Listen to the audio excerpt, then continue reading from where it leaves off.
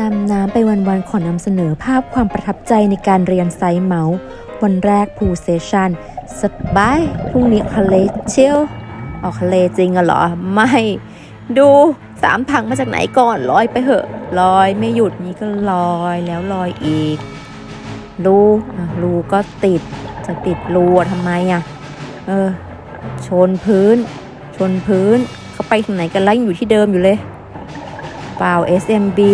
ลอยอีกลอยทำไมหยุดกี่โมงอะไรนะทำสกิ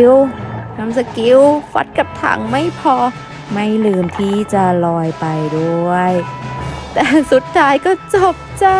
สาหัสสากันแต่ก็จบนะจ้าดีใจจังเลย